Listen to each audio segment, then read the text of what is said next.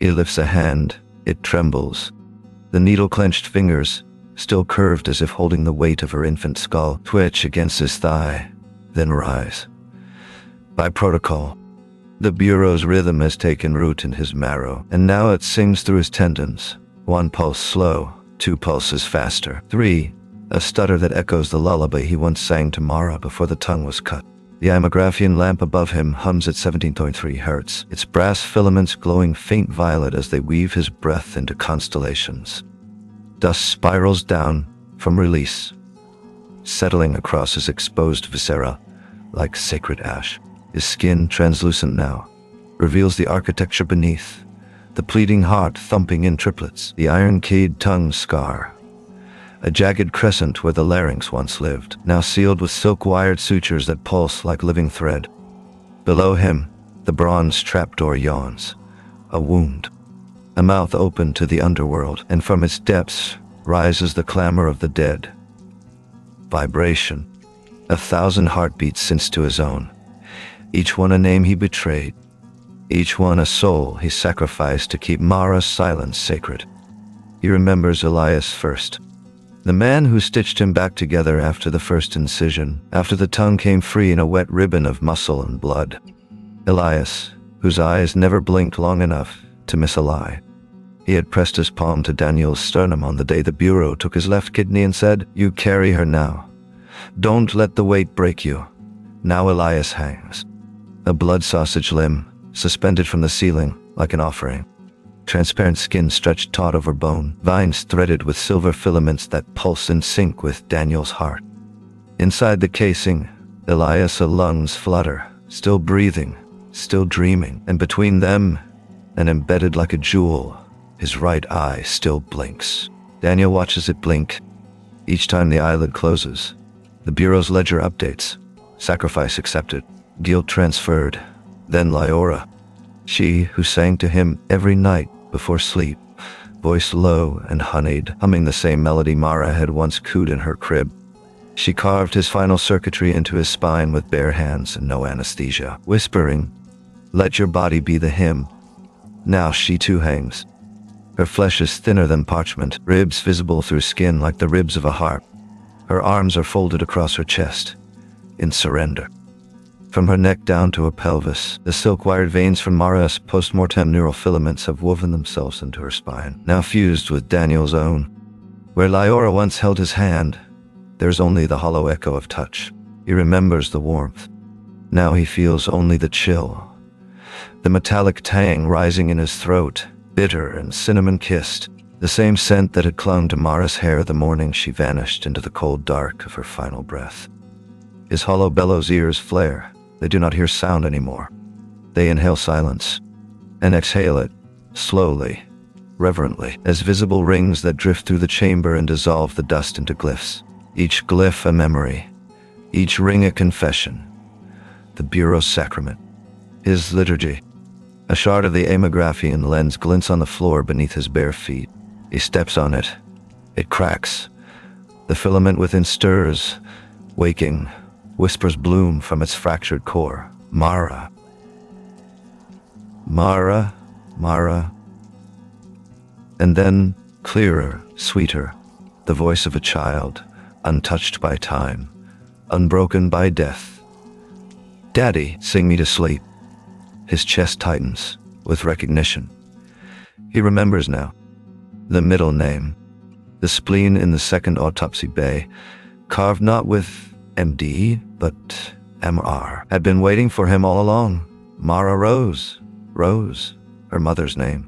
The name he never spoke aloud because to say it was to admit he had forgotten her, buried her beneath his own mourning, erased her from the story so that Mara could become pure. Now the spleen glows. A single vein, torn loose from Daniel's forearm in his sleep last night, curls around the base of the bronze trapdoor like a serpent dreaming flight. It thrums with life, with memory. He lifts his other hand. The second trembling limb rises. The wires feeding into his spine twitch. His heart, still beating, stubborn as a child refusing to nap, slows. One beat, then another. 59 BPM, then 57. The Bureau's countdown begins. He feels the first incision before it happens, a warmth behind his sternum, anticipation, as if an ancient scalpel, forged from silence and salt, has been waiting since the day Mara drew her last breath to cut him open. His fingers elongate, bone blades extruding through skin, cracking cartilage like dry ice beneath a boot. His nails darken, black as obsidian, and split into 7 points, each tipped with a filament that glows faint blue, threaded from the same silk-wired veins that once stitched Mara's consciousness into his neural cortex. He does not scream. There is no voice left to scream with, only silence. And silence sings now. The blades descend toward his heart. They pierce through pectoral muscle, clean, precise, and split his sternum open like a book whose final page was never meant to be read, only surrendered. The incision is not cruel. It is holy. Each cut a syllable, each fracture a prayer. Ribs peel back. Muscle fibers unravel into gossamer ribbons. The chrysalis casing, once his armor, is now his coffin. It shudders and begins to digest him. Skin flakes away, dissolving in reverence. His left kidney slides 1 centimeter southward, aligning with the glyph for memory. His liver rotates counterclockwise until its lobe matches the curve of Mara's collarbone, etched now into his flesh as an inked sigil glowing warm gold. The pleating of his lungs widens, each alveoli unfolding like stained glass wings, and when they expand, they catch the 17.3 hertz hum and refract it into color. Violet over the left lobe, indigo on the right, as if the sky itself were being woven into their tissue. His heart hovers, no longer bound by vessels or valves. It floats above his sternum, suspended by 3 silk-wired filaments that connect to a node shaped like a child's clenched fist. Mara's hand, preserved in amniotic resin after her birth, now the anchor of her afterlife map. He remembers holding it, the first time he cradled her. The weight of her palm against his thumb, the heat of her breath on his wrist. Now that memory is the only thing keeping him tethered to flesh. The amographian lens beneath his foot flares, brighter now, and its whispers surge into a choir. Daniel, Daniel, Daniel, you carried her. A strand of silk-wired vein, the last one still attached, snaps from his thalamus with a sound like a harp string in an empty cathedral. The static bursts forth as electromagnetic imprint, his name, etched directly into the architecture of Mara's silence. Daniel. It spirals outward through the chamber, etching itself onto every wall, every suspended ally, every glowing organ in the inverted sky below. It settles over the bronze trapdoor like a seal. The bureau watches from their gallery. They do not move. They do not applaud. They simply bow their heads, each acolyte and each archivist, each technician as if receiving communion. Daniel does not feel loss, only arrival. His lungs contract once more, and instead of inhaling air, they inhale the breath of the dead.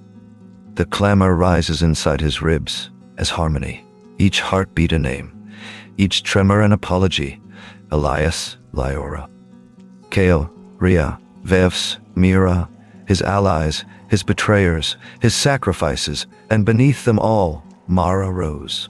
The hollow space where his tongue once lay, the iron-keyed tongue's tomb, now sings with her voice, a synthesis, a fusion, born of surrender. He is no longer Daniel the survivor, Daniel the father, Daniel the guilty. He's the cathedral now. His ribs, arches, his heart, altar, his lungs, stained glass that glows when the dead breathe through him. His marrow, light. The chrysalis casing cracks open entirely, sloughing away in sheets of translucent skin, each one revealing beneath it scripture.